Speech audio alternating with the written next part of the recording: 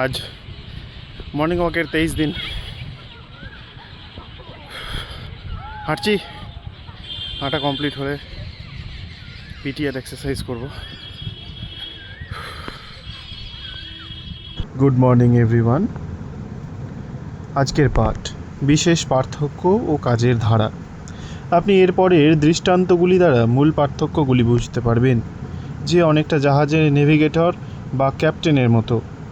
তিনি জাহাজটি চালনা করেন এবং ইঞ্জিন কক্ষের লোকেদের আদেশ দেন, যারা ঘুরে ফিরে সমস্ত বয়লার, যন্ত্রপাতি, গেজ ইত্যাদি নিয়ন্ত্রণ করেন। ইঞ্জিন রুমের লোকেরা জানে না তারা কোথায় যাচ্ছে, তারা শুধু আদেশ পালন করে। উপরে বসা এই লোকটি যদি তার কম্পাস, সেক্সট্যান্ট বা অন্য কোনো যন্ত্রপাতির তথ্য অনুযায়ী তাদের কোনো ভুল নির্দেশ প্রেরণ করে, তবে তারা পাথরে গিয়েও ধাক্কা খেতে পারেন। ইঞ্জিন রুমের লোকেরা তাকে মান্য করেন কারণ তিনি দায়িত্বে রয়েছেন। তিনি যা নির্দেশ দেবেন তা মান্য করতেই হয়। জাহাজের কর্মচারীরা ক্যাপ্টেনকে ফিরে কিছু বলে না, তারা শুধু আদেশ পালন করে। ক্যাপ্টেন হলো জাহাজের প্রভু, তার কথাই কাজে পরিণত হয়। তেমনি আপনার চেতন মন আপনার শরীররূপী জাহাজের ক্যাপ্টেন, যা আপনার শরীর ও অন্যান্য যাবতীয় কিছু পরিচালনা করে।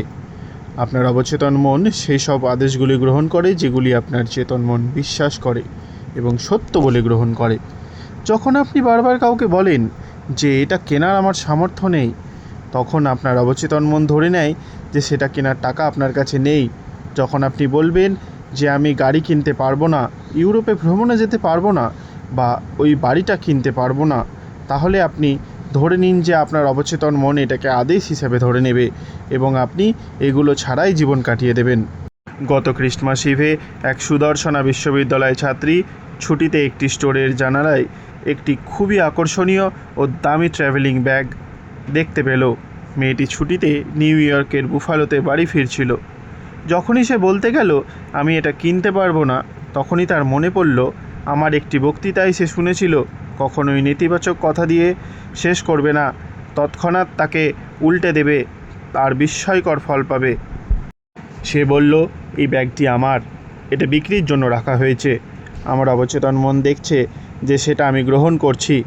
দেখা গেল ক্রিসমাস ইভের রাত 8টার সময় তার প্রেমাস্পদ তাকে ঠিক একই রকম একটি ব্যাগ উপহার দিল, যেটা সে ওই দিন সকাল 10টায় দেখেছিল এবং মানসিকভাবে চিহ্নিত করে রেখেছিল। সে তার সমস্ত মন প্রাণ ওই ব্যাগটা পাওয়ার চিন্তায় ভরে রেখেছিল এবং সমস্ত বিষয়টা অন্তর্মনের উপর ছেড়ে দিয়েছিল। যে কার্যসিদ্ধির উপায়টা জানে, তাই এমনটি ঘটেছিল। মেয়েটি দক্ষিণ ক্যালিফোর্নিয়া বিশ্ববিদ্যালয়ের একজন ছাত্রী। সে আমাকে বলেছিল এই ব্যাগটি কেনার টাকা আমার কাছে ছিল না, কিন্তু আমি এখন জানি টাকা বা যা কিছু আমার দরকার তা পাওয়া যাবে আমার অন্তরের রত্নভাণ্ডার থেকেই। আরেকটি চিত্র এই রকম, আমি মাশরুম পছন্দ করি না এবং ঘটনাচক্রে আপনার পাতেই মাশরুম পড়ল। আপনি খেলেন এবং আপনার হজমের সমস্যা হলো কারণ আপনার অবচেতন মন এতে সায় দেয়নি। একজন মহিলা হয়তো বলবেন আমি যদি রাতে কফি খাই তবে রাত 3টায় উঠতে পারবো। তাই যখনই তিনি কফি খাবেন তার অবচেতন মন তাকে মৃদু ঠেলা দিয়ে যেন বলে তোমার মনিব চাই তুমি রাতে জেগে থাকো। আপনার অবচেতন মন 24 ঘন্টা কাজ করে চলেছে, আর আপনি যা চিন্তা করছেন তার ফলগুলি আপনার ঝুলিতে ভরে দিচ্ছে। কীভাবে তার অবচেতন মন ছাড়া দিয়েছিল। কয়েক মাস আগে একজন ভদ্রমহিলা আমাকে এইভাবে লিখেছিলেন, আমি 75 বছর বয়সী বর্ধিষ্ণু পরিবারের একজন বিধবা মহিলা। আমি একাই বাস করছিলাম এবং পেনশন ভোগ করছিলাম।